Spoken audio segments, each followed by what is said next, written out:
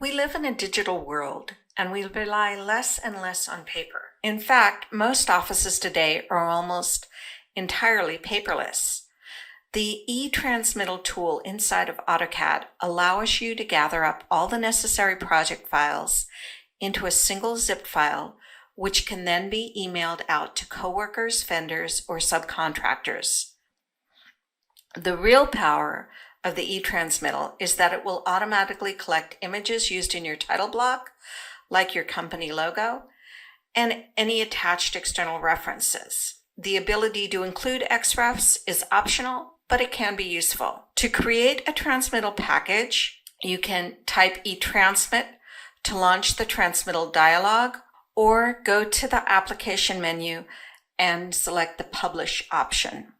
To add files to the package, simply select the Add File button. To check what is being included, as well as manage some of the output in the transmittal package, select Transmittal Setups. You can create a custom setup for each package type you send, or modify the standard setup. I click Modify. I like sending my transmittals as a zip file, but you can also select to gather all the files into a folder. This is useful if you want to upload a set of project files onto a server or into an archive area. Archiving your project at different submittal stages is very helpful to create an audit trail. eTransmit provides you with a quick and easy tool to help you create those archive files. Under File Formats, you can select the file format you want to use.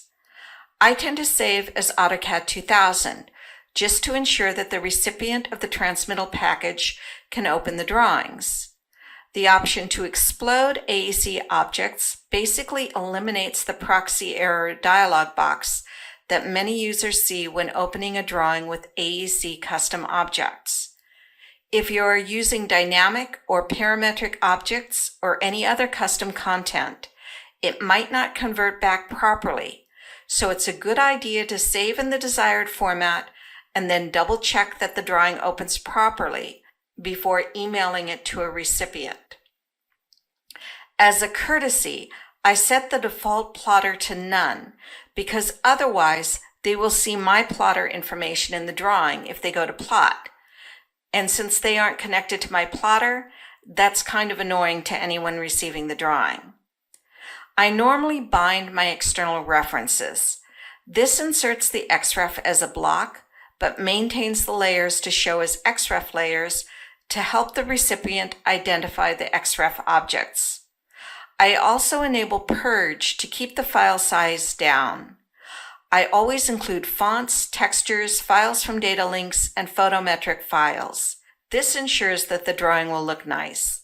The recipient won't have to play that substitute the font game, which may mess up how dimensions and the text look. Photometric web files and textures from materials ensure that if they decide to render, the rendering will look okay. Once I have my settings filled out correctly, I click OK. I close the Setup dialog. If I select the Files tab, I can see all the files that are being included in the transmittal. This can be useful just to see what they are going to receive.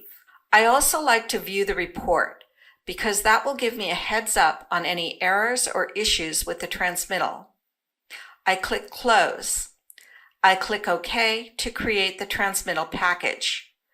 I usually include the date in my file name so the recipient can easily identify the most recent transmittal or locate a specific transmittal based on the date. This is also useful if you are using eTransmit to archive your project at certain stages of development. A good tip is to format the date using the year, month, and day to help Windows sort the files in order. I click Save. The zip file is created. Just browse to the folder where it was saved and attach it to an email or upload it to a server. The eTransmit tool is an easy way for you to collect all the necessary files within a project. Use this tool to email drawing packages to coworkers, vendors, or subcontractors. It can also be used to create a snapshot of your project at different design stages.